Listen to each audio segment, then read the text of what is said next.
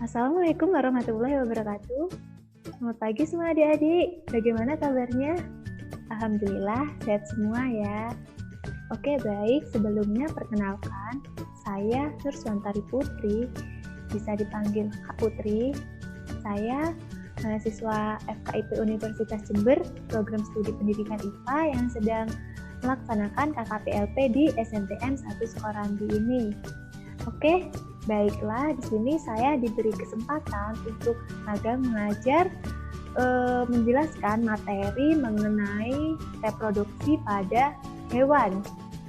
Adapun tujuan pembelajaran pada pagi hari ini yaitu yang pertama, peserta didik dapat menjelaskan macam-macam perkembangbiakan baik itu seksual ataupun aseksual pada hewan. Yang kedua, peserta didik dapat menggolongkan hewan berdasarkan cara perkembangbiakannya.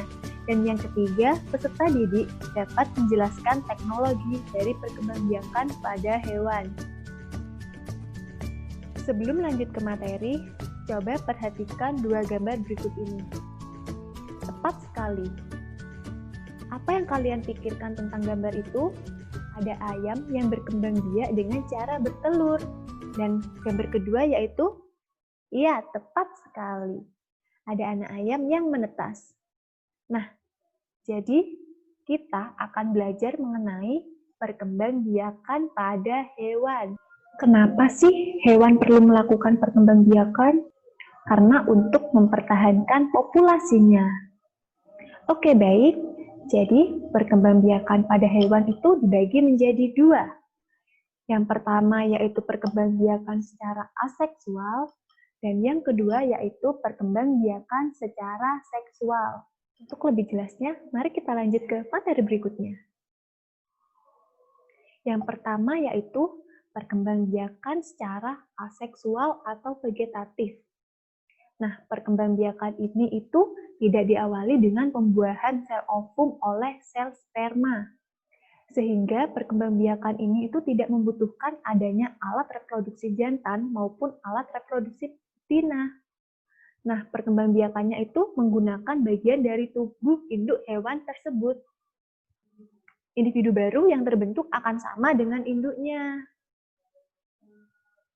Cara yang dilakukannya pun juga berbeda tergantung dengan jenis dan ciri khas dari hewan tersebut. Yang kedua yaitu perkembangbiakan secara seksual atau generatif. Pada perkembangbiakan ini itu diawali dengan pembuahan sel ovum oleh sel sperma. Jadi, berbeda dengan perkembangbiakannya aseksual. Di sini perkembangbiakannya itu membutuhkan alat kelamin jantan dan alat kelamin betina. Nah, perkembangbiakan aseksual itu dibagi menjadi tiga. Yang pertama yaitu tunas, yang kedua yaitu fragmentasi, dan yang ketiga yaitu membelah diri. Sedangkan perkembangbiakan yang seksual juga dibagi menjadi tiga, yaitu vivipar, ovipar, dan ovovivipar. Berikut penjelasannya. Untuk perkembangbiakannya aseksual yang pertama yaitu tunas. Tunas merupakan salah satu bentuk perkembangbiakan di mana organisme baru tetap melekat seiring dengan pertumbuhannya. Di mana tunas kecilnya itu akan terus bertumbuh dan berkembang menjadi organisme yang baru. Setelah tunas tersebut dianggap sudah dewasa dan mampu menangkap makanannya sendiri, maka tunas itu akan melepaskan diri dan menjadi organisme baru. Contoh hewan yang mengalami perkembangbiakan secara tunas itu ada hidra, orifera, kolentrata, dan beberapa jenis annelida. Untuk perkembangbiakan secara aseksual yang kedua yaitu fragmentasi. Fragmentasi itu merupakan cara berkembangbiak dengan memutus atau memotong tubuhnya agar membentuk individu baru. Contohnya cacing pita dan cacing pipih. Coba perhatikan gambar fragmentasi pada cacing pipih. Nah, induk cacing pipih itu akan membelah dirinya atau memotong dirinya. Nah, seekor cacing pipih akan memotong tubuhnya. Contohnya menjadi 3 bagian. Dia akan memotong bagian kepala, badannya, dan ekornya. Kemudian bagian kepalanya akan tumbuh menjadi individu baru, bagian badannya juga akan tumbuh kepala dan ekor, dan bagian ekor yang putus itu juga akan menjadi individu yang baru. Seperti itu. Jenis yang ketiga yaitu membelah diri. Nah, membelah diri ini merupakan suatu cara perkembangbiakan dengan membagi tubuhnya menjadi dua bagian yang sama atau bahkan lebih. Contohnya, amuba.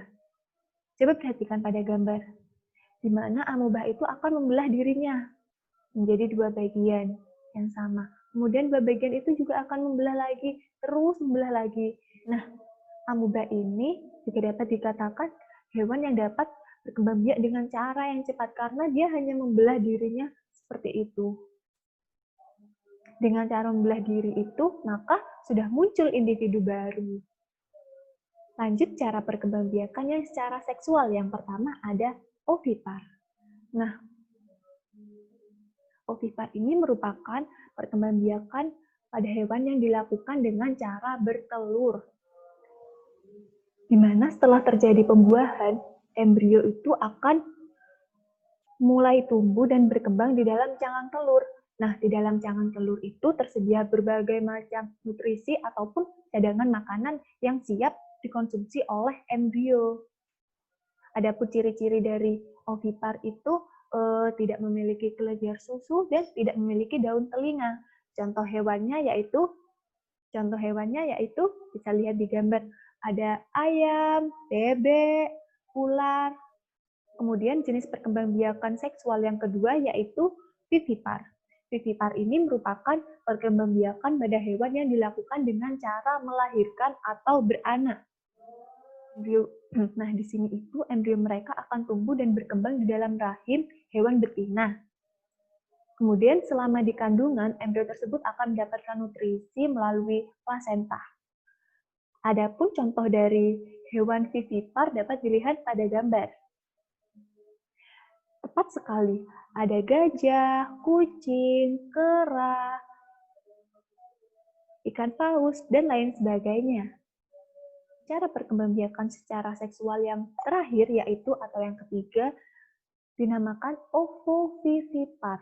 Nah, ovovivipar ini kombinasi antara ovipar dan vivipar. Kenapa demikian? Karena dalam ovovivipar ini merupakan perkembangbiakan pada hewan yang dilakukan dengan cara bertelur dan juga melahirkan. Setelah terjadi pembuahan, embrio yang terbentuk itu akan tumbuh dan berkembang di dalam telur. Akan tetapi telur tersebut tidak akan dikeluarkan dari tubuh induknya, melainkan tetap berada di dalam tubuh induknya hingga sampai menetas.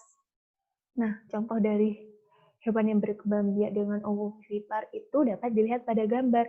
Ada platypus, kuda laut, ikan hiu, dan lain sebagainya. Nah, jika sebelumnya kita belajar mengenai perkembangbiakan hewan secara seksual dan aseksual, mari kita belajar mengenai metamorfosis. Masih ingat apa itu metamorfosis? Tentu kalian masih ingat kan? Nah, jadi metamorfosis itu ada dua, yaitu metamorfosis sempurna dan metamorfosis tidak sempurna. Untuk metamorfosis sempurna itu tahapannya yaitu dari telur, kemudian menjadi larva, kemudian menjadi pupa, dan yang terakhir menjadi imago atau hewan dewasa. Contoh hewannya itu ada katak, kupu-kupu, lalat, dan lain sebagainya. Coba kalian lihat pada siklus metamorfosis sempurna.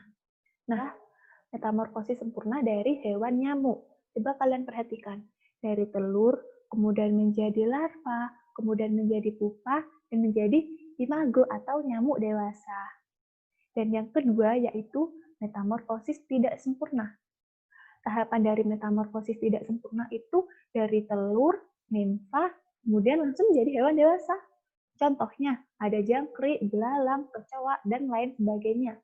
Bisa dilihat pada gambar metamorfosis tidak sempurna hewan kecoa, di mana telur yang sudah menetas itu akan menjadi nimfa, kemudian akan menjadi imago atau kecoa yang sudah dewasa. Oke, baik, kita sampai pada materi yang terakhir, yaitu mengenai teknologi perkembangbiakan pada hewan. Yang pertama itu ada cloning. Cloning itu merupakan suatu proses perkembangbiakan pada hewan itu untuk menghasilkan individu yang sama persis dengan menyalin materi genetiknya. Bisa dilihat pada gambar cloning pada hewan domba. Nah, di mana materi genetik yang diambil dari individu sebelumnya itu akan berkembang dan kemudian akan menjadi jenis domba yang baru. Nah, di contohnya itu ada jenis domba Dolly. Yang kedua yaitu inseminasi buatan. Inseminasi buatan ini merupakan suatu teknologi di mana proses pengambilan sperma dari hewan jantan dan melakukan fertilisasi buatan pada hewan betina. Bisa dilihat pada proses inseminasi buatan hewan sapi, di mana sel sperma yang dihasilkan oleh sapi jantan itu akan diambil dan kemudian akan dimasukkan ke dalam tubuh sapi betina. Sehingga pada pembelajaran pagi hari ini kita dapat menarik kesimpulan bahwa perkembangbiakan pada hewan itu dibagi menjadi dua, yaitu secara aseksual dan secara seksual. Adapun yang secara aseksual atau tidak kawin itu dibagi menjadi 3 jenis, yaitu tunas atau bertunas, kemudian fragmentasi, dan yang ketiga yaitu membelah diri. Kemudian, untuk perkembangbiakan yang secara seksual juga dibagi menjadi 3, yaitu ovipar, vivipar, dan ovovivipar.